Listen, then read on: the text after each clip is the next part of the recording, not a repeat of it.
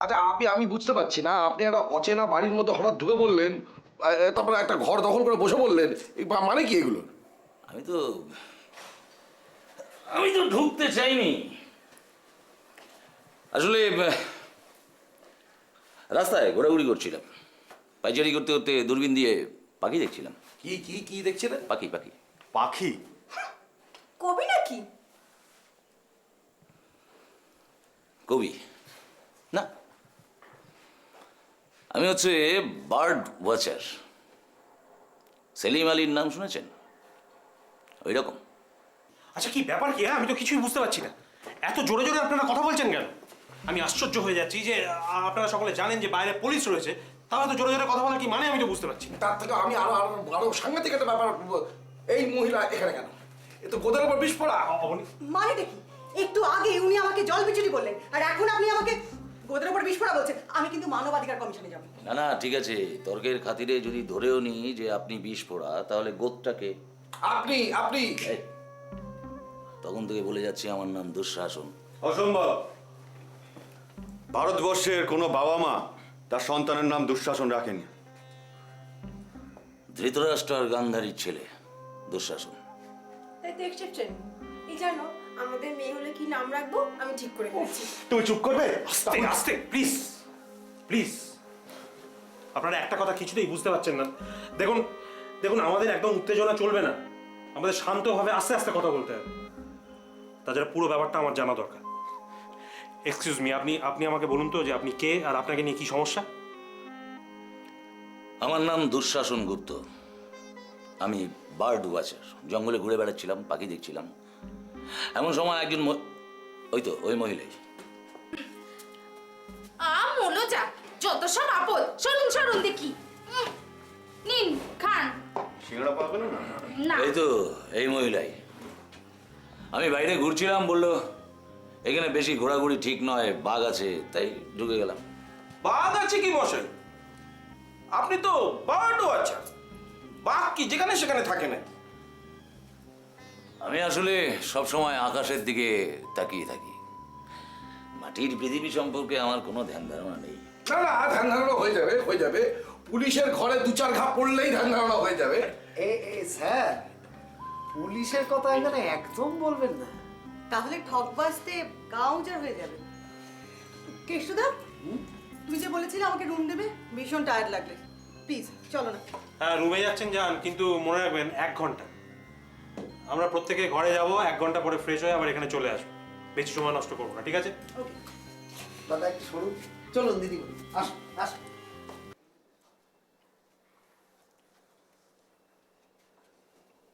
দেখুন, আমরা সকলেই জানি যে এই পার্ল হারবার রিসোর্টটা গত 5 বছর ধরে পুলিশ সিল করে রেখেছে। এসব জেনেও আমরা 10 জন লুকিয়ে লুকিয়ে পেছনের পথে চোরের মতো এই রিসোর্টের মধ্যে ঢুকেছি। আমি চোরের মতো শব্দটা উচ্চারণ করছি এই কারণে, আমরা পুলিশের চোখে ধুলো দিয়ে বেআইনিভাবে এখানে ঢুকেছি। আমরা প্রত্যেকেই ম্যাচিওর। আমরা জানি যে কোনো বাড়ি যদি পুলিশ সিল করে দেয়, লুকিয়ে লুকিয়ে সেই বাড়িতে ঢোকাটা আইনত অপরাধ। আমরা যদি ধরা পড়ি আমাদের শাস্তি পেতে হতে পারে, অন্তত একটা সিরিয়াস ইন্টারোগেশন ফেস করতে হতে পারে।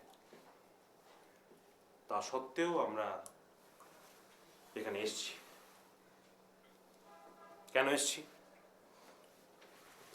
কি কারণে, কি উদ্দেশ্যে এর ভেতরে আমরা ঢুকেছি, আপনাদের যদি আলাদা আলাদাভাবে প্রশ্ন করা হয়, আপনারা এক একজন এক এক রকম উত্তর দেবেন। সেই জন্য আমি একটা সিদ্ধান্ত নিয়েছি, আমরা প্রত্যেকে আলাদা আলাদাভাবে প্রত্যেকের সামনে, সকলের সামনে বলবো যে কেন আমরা এখানে এসেছি। তো কাউকে দিয়ে তো শুরু করতে হবে, কাকে দিয়ে শুরু করা যায়?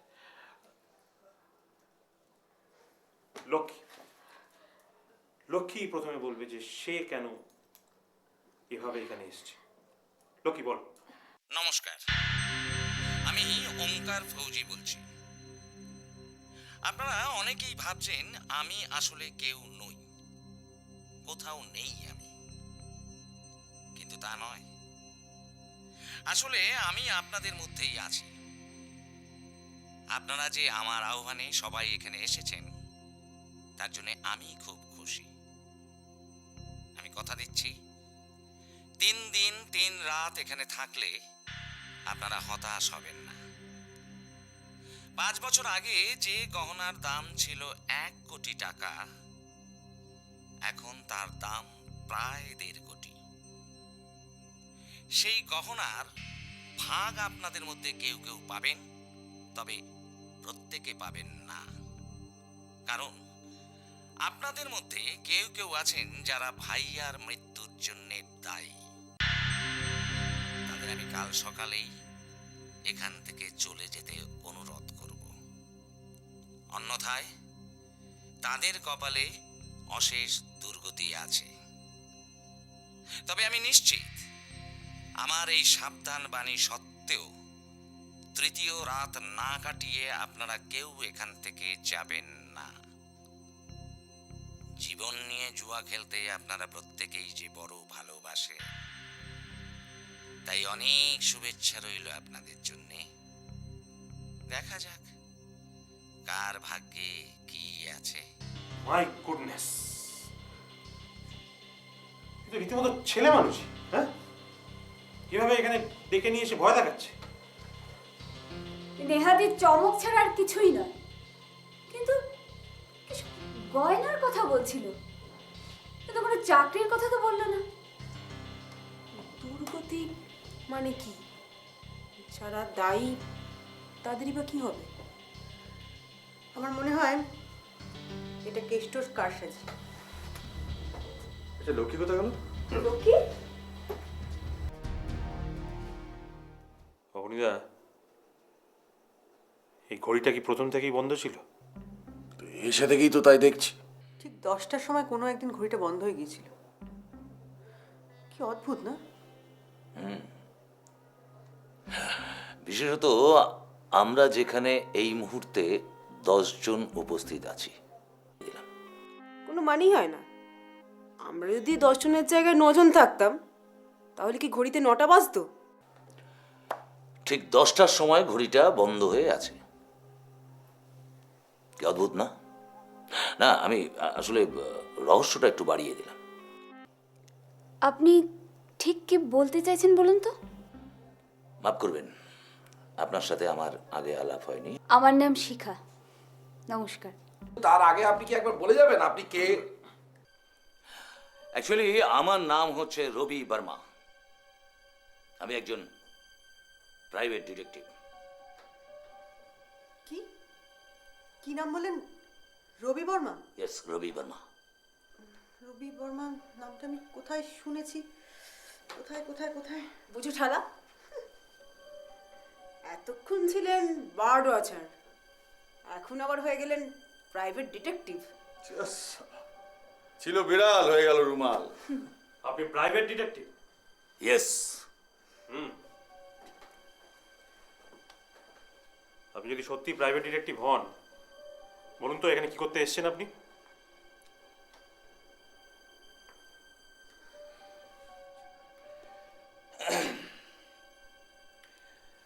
অ্যাকচুয়ালি আমাকে এখানে পাঠিয়েছে ওঙ্কার ফৌজি। ওঙ্কার ফৌজি মনে করেছিলেন যে এখানে কোনো রকম কোনো গন্ডগোল হতে পারে এবং সেটা দেখার জন্যই আমাকে পাঠানো হয়েছে, এবং সেটা দেখা আমার কর্তব্য। এই ওঙ্কার ফৌজি না একেবারে জ্বালিয়ে দিল। আমাদের মধ্যে কেউ আবার ওঙ্কার ফৌজি নেই তো? আমার তো মনে হচ্ছে এই মালটাই ওঙ্কার ফৌজি। সবাই মিলে বেধড়ক কেরান দেবের সত্যি কথা বলে দিয়েছে।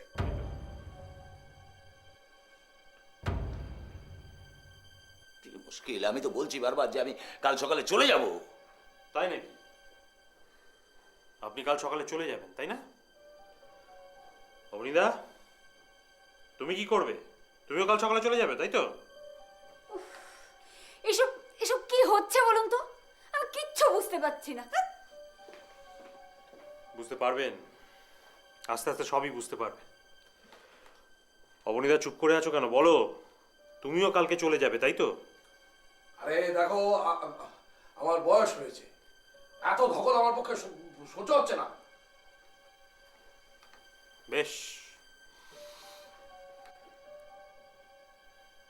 আপনাদের মধ্যে আর কে কে চলে যাবেন? না না, ইতিমধ্যেই 3 জন বলেছেন কাল চলে যাবেন। ভালো কথা, খুব ভালো কথা। যেতেই পারেন, আমরা এখানে সকলে স্বেচ্ছায় এসেছি, স্বেচ্ছায় আমরা চলে যেতে পারি। কিন্তু একটা কথা আপনারা মনে রাখবেন, আপনারা যারা যারা চলে যেতে চান তাদের কিন্তু আমি ছাড়ব না।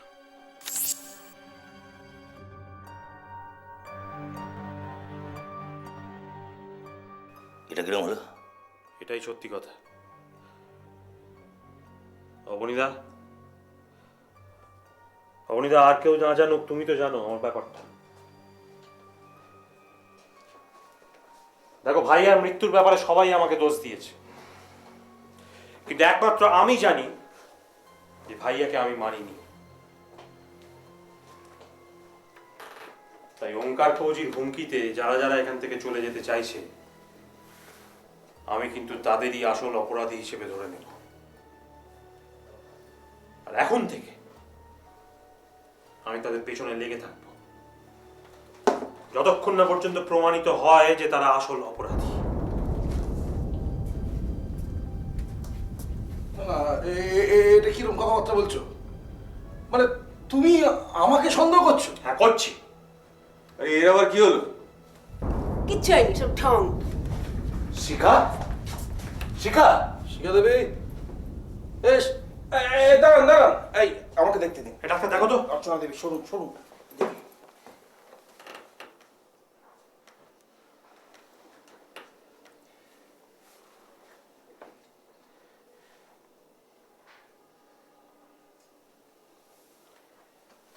She is dead.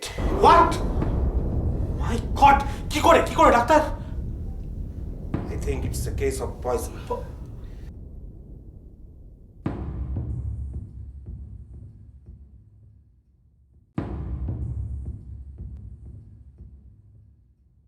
Potassium cyanide.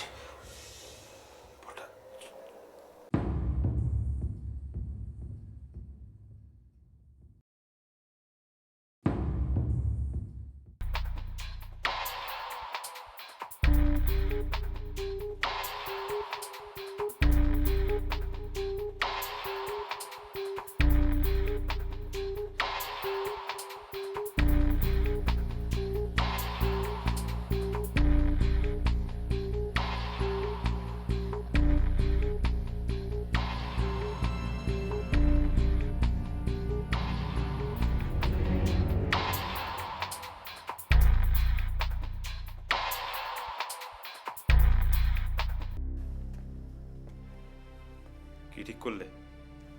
কিসের কি ঠিক করবো? কালকে চলে যাওয়ার ব্যাপারে? আমি তো চলে যেতেই চাইছিলাম, তুমি তো বাধা দিলে। এটা কিন্তু ভারী অন্যায়। আমরা সবাই এখানে নিজের ইচ্ছা এসেছি, তো আমরা যদি কেউ নিজের ইচ্ছা যেতে চাই, আপনি বাধা দিচ্ছেন কেন? আপনি চলে যেতে চাইলে বাধা দেব না, কথা দিলাম। আমি আমার কথা বলছি না। নিজেরটাই ভাবুন, অন্যের ব্যাপারে নাক গলানোর স্বভাবটা এবার অন্তত ছাড়ুন। আপনারা শুধু নিজেদের মধ্যে ঝগড়াঝাটি করে যাচ্ছেন, এটা নিয়ে তো আপনারা ভাবছেন না। সত্যি যদি শিখা ওই গ্লাসের জলটাকে মরে যায়, তাহলে গ্লাসের জলে বিষ কে মেশালো? সায়ানাইডটা এলো কোত্থেকে? গ্লাসের জলটা রেখেছিল কেষ্টদা, আর ওঙ্কার ফৌজির 3 জন স্টাফ এখানে আছে। একজন কেষ্টদা, 2 হচ্ছে লক্ষ্মী, আর 3 রবি বর্মা। এই তো কেষ্ট, কেষ্ট বলি, এই টেবিলে জলের গ্লাস কে রেখেছে? আমি? তুমি? এই গ্লাসের জলে বিষ এলো কোত্থেকে? বিশ্বাস করুন, আমি কিছু জানি না। জানো না? হ্যাঁ, বলি তুমি ছাড়া কে জানবে? ডাক্তার, ওর ওপর শুধু শুধু চাপ দিয়ে কোনো লাভ নেই। ও বেচারা 2 গ্লাস জল এনে রেখেছিল, তার মধ্যে 1 গ্লাস আমিও খেয়েছি। কেষ্ট, কোনো ভয় নেই, কোনো চিন্তা নেই। শোনো ভাই, দেখো, এই বডিটার তো একটা ব্যবস্থা করতে হবে। তা তুমি একটা চাদর জোগাড় করতে পারো? হ্যাঁ, চাদর চাদর।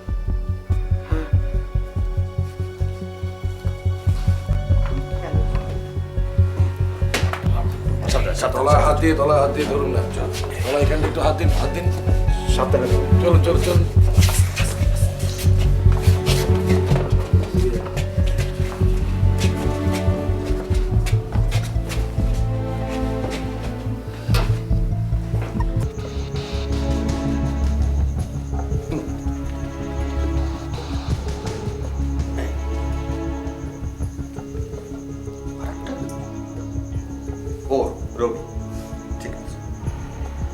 বলছিলাম যে এই আলোচনায় যদি আমাকে দরকার না থাকে তাহলে আমি যাই। যাও। চাটা খেয়েছো? এই তো যাও। তখন থেকে খালি ইয়ে করছে। ঘড়িটা দেখুন,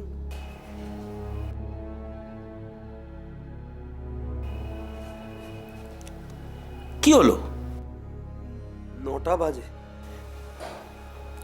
স্ট্রেঞ্জ। এটা এটা কি করে হলো? একটু আগেও তো দেখলাম 10টা বাজে। ইনফ্যাক্ট আমরা সেটাকে নিয়ে আলোচনাও করেছিলাম। 10টা থেকে 9টা, আমরা তো এখন 10 জন থেকে 9 জন। এসব ইয়ার্কির মানে কি? আমার তো ব্যাপারটা ইয়ার্কি বলে মনে হচ্ছে না। আচ্ছা, এই শিখা দেবী মারা যাওয়ার পরে কেউ কি ঘড়ির কাঁটাটা ঘুরিয়ে দিয়েছে? ঘড়ির কাঁটা কেউ ঘুরিয়ে দিল, অথচ আমরা কেউ দেখতে পেলাম না। অবনীদা, তুমি তো ঘরেই ছিলে। হ্যাঁ হ্যাঁ হ্যাঁ, কিন্তু আমি তো কিছু দেখিনি। আচ্ছা, ওই লোকটা কোথায় গেল? রবি বর্মা? হ্যাঁ কেষ্টদা, তুমি দেখো তো রবি কোথায়।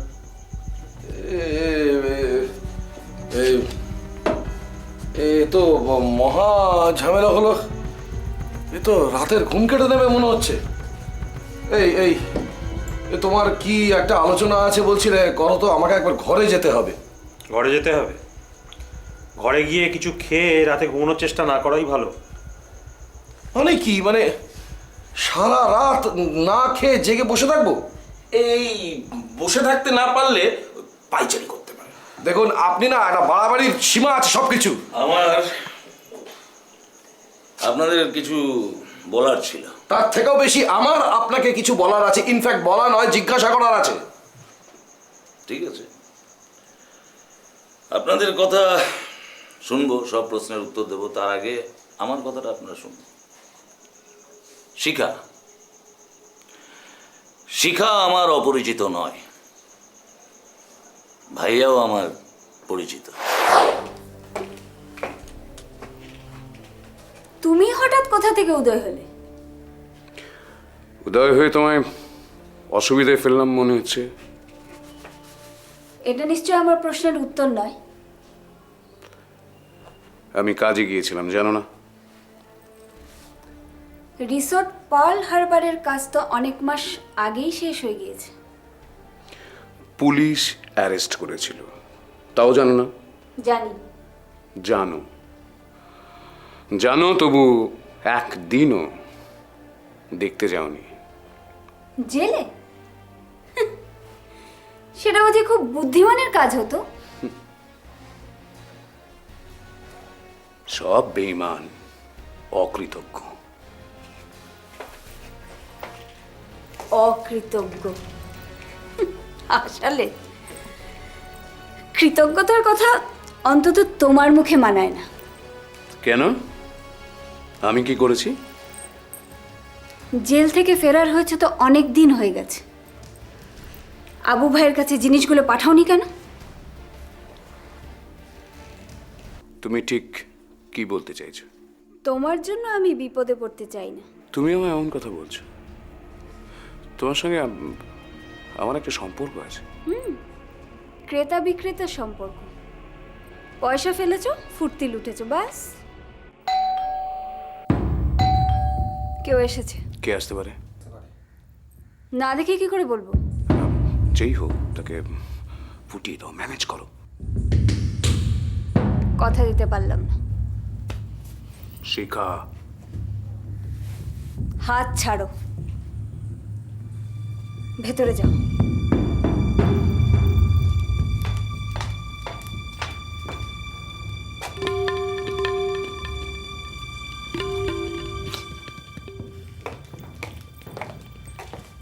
কি ব্যাপার, এত দেরি করছিলে কেন? ফোনে কথা বলছিলাম। ছাড়ো না, তুমি এখন এখান থেকে যাও। একটা গুড নিউজ আছে, শুনলে চমকে উঠবে। কি নিউজ? চলে যেতে বললে, চলি। প্লিজ ন্যাকামো না করে বলো কি খবর। আবু ভাইয়া খবর পাঠিয়েছে এখন থেকে তুমি আবু ভাইয়ার এজেন্ট হিসেবে এই শহরে রাজত্ব করবে। ভাইয়া বেঁচে থাকতেও? ভাইয়া জলে কুমির ডাঙায় বাঘ পড়বে। ধরো যদি ভাইয়া এই মুহূর্তে এখানে এসে পৌঁছায়, পড়বে। কে মারবে? আমি। ভুলে যেও না, ভাইয়া তোমার বস। বস? হ্যাঁ। দেখো, ওপরের শাড়ির থেকে একটু হালকা না হলে না নিচের শাড়ির লোকগুলো ওপরে জায়গা পায় না। কিভাবে মারবে?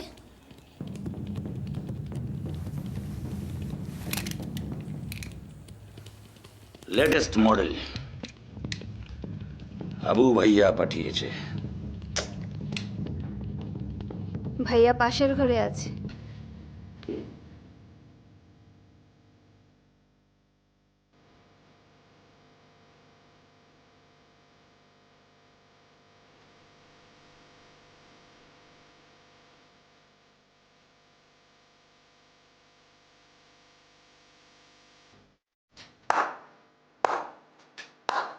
তুই আমার মারবি রবি, আমায় চালা চালা চালা। ও তোমায় মারবে না, তুমি এখান থেকে চলে যাও। শিখা, এর থেকে বেশি সময় আমি তোমায় দিতে পারবো না, যাও। হাতি কাদায় পড়লে চামচিকেতেও লাথি মারে, এভাবেই তো দুনিয়া চলে। যাও।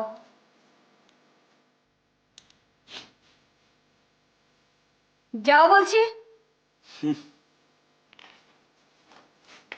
এটা তুমি কি করলে? হ্যাঁ, কি করলে এটা? গল্প নয়, সত্যি। বিশ্বাস করাটা আপনাদের ব্যাপার। উনি কিন্তু এবার সত্যি কথা বলছেন। তুমি কি করে বুঝলে ডাক্তার? আমি কি করে বুঝবো? তবে ওনার কথা শুনে আমার কিন্তু মনে হচ্ছে উনি সত্যি কথাই বলছেন। হ্যাঁ, আমারও তাই মনে হচ্ছে যে উনি সত্যিই বলছে। দাদা, আমি একটা কথা বুঝে উঠতে পারছি না, তাহলে আপনি এতক্ষণ মিথ্যে কথা বলছিলেন কেন? গয়নার লোভ। গয়নার লোভে পরিচয় গোপন রেখেছিলাম। তাহলে এখন বললেন কেন? একটু আগে টেপ রেকর্ডারে একটা কথা শুনলাম যে ভাইয়ার মৃত্যুর জন্য যারা নিজেদের দায়ী বা দোষী মনে করছে তারা যেন এখান থেকে চলে যায়।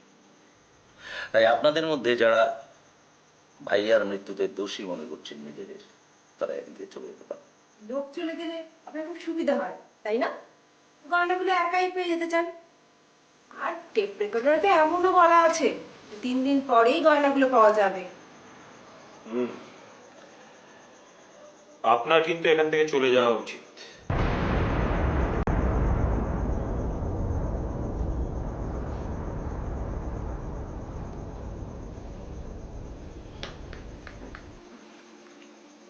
কি ঠিক করলেন, যাবেন? ভেবে দেখব।